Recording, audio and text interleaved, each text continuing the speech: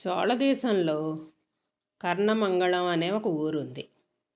ఆ ఊరు కావేరీ జలాలతోటి సుభిక్షంగా సుసంపన్నంగా ఉంది. అలాంటి గ్రామంలో ఒక శివభక్తుడు జన్మించాడు. ఆయన పేరు తాయినార్. ఆయన వ్యవసాయదారుల కుటుంబంలో జన్మించాడు. ఆయనకి వారసత్వంగా తాతల నుంచి ఆస్తిపాస్తులు ధనధాన్యాలు అన్నీ కూడా సమృద్ధిగా ఆయనకు వారసత్వంగా లభించాయి. దాంతో ఆయన ప్రతిరోజు కూడా నియమం తప్పకుండా ఎర్రటి బియ్యంతో అన్నం వండి ఎర్రని ఆకుకూరల్ని కూరగా చేసి మామిడికాయ ఊరగాయని అంటే ఆవకాయని పరమేశ్వరుడికి రోజు నైవేద్యంగా సమర్పిస్తూ ఉండేవాడు.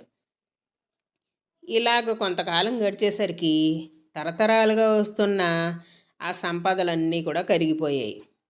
అయినా కటిక పేదరికంతో బాధపడుతూ ఉన్నా కూడా ఈయన నియమాన్ని మాత్రం తప్పలేదు. రోజు పరమేశ్వరుడికి ఈ 3 పదార్థాలు నైవేద్యంగా సమర్పిస్తూనే ఉండేవాడు. ఆయన మిగిలినవి అన్నీ మానేసినా సరే ఆయనకు ఉన్నదాంతోనే ఈ 3 వండిచ్చేవాడు. భార్య చేత తీసుకెళ్ళి నైవేద్యం పెడుతూ ఉండేవాడు. అలా సరే ఆయనకి నైవేద్యం పెట్టడానికి ధనం కావాలి కదా, అందుకని ఏం చేసేవాడంటే ఆ పేదరికంలో ఆయన కూలి పనికి వెళ్ళేవారు. వెళ్ళి వరి పైరుని కోసేవారు. కోసి దానికి బదులుగా డబ్బులు తీసుకోవడం మానేసి ఆయన వడ్లు ఇవ్వమని చెప్పి వడ్లు తీసుకునేవారు. తీసుకుని వడ్లను తీసుకొచ్చి భార్యకి ఇస్తే ఆవిడ దాంతో ఎర్ర బియ్యంతో అన్నం వండేది. దాన్ని పరమేశ్వరుడికి సమర్పిస్తూ ఉండేవారు. సరే ఒకరోజు పరమేశ్వరుడికి ఈయన యొక్క స్థితిని మారుద్దాము అని చెప్పి ఈయన ఏ వరి పైర్లు అయితే కోయడానికి వెళ్తారో కూలి పనికి, ఆ పొలాలన్నింట్లోనూ కూడా మేలైన వరి పండేటట్టుగా మేలైన వరి పొలాలు కానీ మార్చేశారు పరమేశ్వరుడు. మార్చేసరికి ఆ పంట పొలాలను చూసి తాయినారు చాలా సంతోషపడిపోయారు.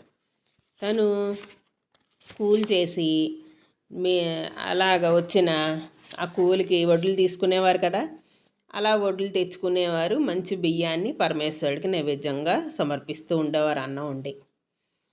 ఇలాగ కొన్ని రోజులు అయ్యేసరికి ఈ వచ్చే వడ్లన్నీ కూడా చాలా నాణ్యమైన వడ్లు వస్తున్నాయి కదా, దాంతో ఆ యజమానులు వడ్లు ఇవ్వడం మానేసి వాళ్ళే అమ్మేసుకునేవారు.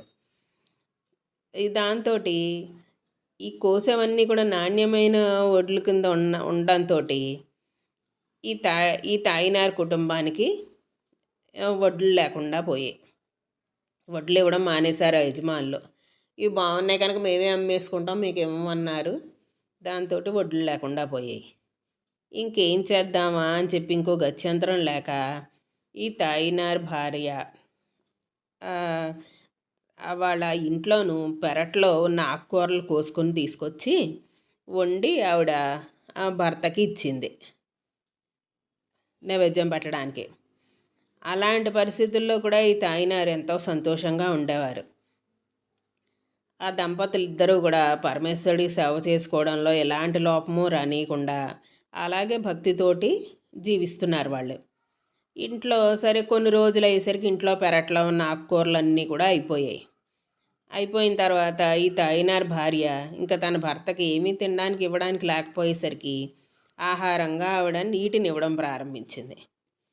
తాయినారు ఆ నీటిని సేకరించి యథావిధిగా పరమేశ్వరుడికి సేవ చేస్తూనే ఉన్నారు. అంతటి పేదరికంలోనూ కూడా పూర్వం వలె పరమేశ్వరుడికి నైవేద్యం సమర్పించడానికి తన దగ్గర ఉన్న నాణ్యమైన బియ్యంతో వండిన ఆహారాన్ని, మామిడి మొక్కలతో చేసిన ఆవకాయని, లేత ఎర్రటి ఆకుకూరల్ని భక్తితోటి తాయినార్ బుట్టలో పెట్టుకుని వెళ్ళారు పరమేశ్వరుడికి సమర్పించడానికి. మట్టి పాత్రలో పంచద్రవ్యాన్ని తీసుకుని ఆయన భార్య కూడా ఈయన వెనకాలే వెళ్ళింది. అలా వెళ్తూ ఉండగా చాలా రోజుల నుంచి వీళ్ళు అన్నం తినకపోవడం వల్ల పరమేశ్వరుడికి నైవేద్యం పెడుతున్నారు తప్పితే వీళ్ళు తినట్లేదు. అందుకని అంటే గుడికి తీసుకెళ్ళి పరమేశ్వరుడికి నైవేద్యంగా సమర్పిస్తున్నారు తప్పితే ఆ ఆహారం నైవేద్యం పెట్టి అక్కడ ఉంచేసి శివుడు తింటాడు కదా, అక్కడ వదిలేసి వీళ్ళు ఇంటికి వచ్చేస్తున్నారు, మంచినీళ్ళు తాగుతున్నారు తప్పితే వీళ్ళకి ఆహారం లేదు. పరమేశ్వరుడికి మాత్రం కష్టపడి తెచ్చినవేవో కూలి పని చేసి తెచ్చిన డబ్బులతోటి కొంచెం ఆ ఎర్ర బియ్యం కొంటున్నారు, ఆవకాయ ఎర్రటాకులు అవి సమకూర్చి ఆయనకి నైవేద్యం పెడుతున్నారు. వీళ్ళేమీ తినట్లేదు, వీళ్ళు మంచినీళ్ళు మాత్రం తాగి ఉండిపోతున్నారు. దాంతో చాలా రోజుల నుంచి అన్నం తినకపోవడంతో ఈయనకి కాళ్ళు తడబడి పడిపోబోతున్నాడు తాయినారు. అలా పడిపోబోతుంటే ఆయన భార్య ఆయన పడిపోకుండా గట్టిగా పట్టుకుంది. అలా పట్టుకునేసరికి ఆ సమయంలో ఈయన చేతిలో మట్టి పాత్రలో పరమేశ్వరుడికి సమర్పించడానికని తీసుకెళ్తున్న అన్నం, ఎర్రని ఆకుకూరలతో చేసిన కూర, మామిడికాయ పచ్చడి ముక్కలు ఇవన్నీ కూడా చల్లాచెదిరైపోయి కింద పడిపోయాయి. పడిపోయేసరికి ఈ తాయినారు కంగారు పడిపోయాడు. అయ్యో, ఇప్పుడు పరమేశ్వరుడి దగ్గరికి నేను ఎలా వెళ్ళను?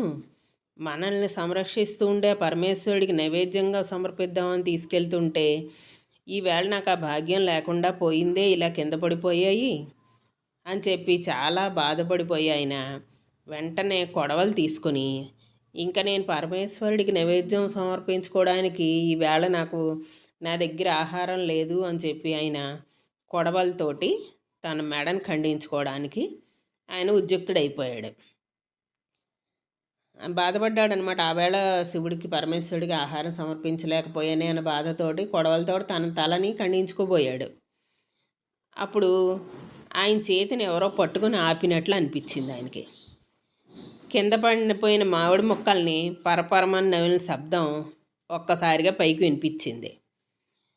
ఈ శబ్దం ఏంటి, ఎక్కడి నుంచి వస్తోంది? ఈ మామిడికాయ ముక్కలు కొరుక్కొని తింటున్నట్టుగాను, నా చెయ్యి పట్టుకుంది ఎవరు అని తిరిగి చూశాడు ఈయన. చూసేసరికి వృషభ వాహనారూఢుడై ఉన్న పరమేశ్వరుడు ఈయనకు ప్రత్యక్షమయ్యాడు. ప్రత్యక్షమయ్యేసరికి తాయినారు ఆనందాశ్రువులతో పరమేశ్వరుణ్ణి కీర్తించాడు. ఈ దాసుడు అజ్ఞాన కృత్యాన్ని చూసి కూడా నా కైంకర్యాన్ని అభిలషించి భూమి పగుళ్ళ నుంచి అవతరించి నేను సమర్పించిన ఆహారాన్ని స్వీకరించావా ఈశ్వర, నీకు నా సాష్టాంగ నమస్కారం అని చెప్పి పరమేశ్వరుడికి సాష్టాంగ నమస్కారం చేశాడు. అప్పుడు కారుణ్యదాయకుడైన పరమేశ్వరుడు తాయినార్తోటి ఇలా అన్నాడు, నువ్వు ప్రేమతోటి నైవేద్యాన్ని మాకు సమర్పించావు కదా, నువ్వు నీ భార్యతో కలిసి మా లోకంలో కలకాలం జీవించదవుగాక అని చెప్పి పరమేశ్వరుడు ఇన్ని అనుగ్రహించారు. పరమపురుషుడైన పరమేశ్వరుడే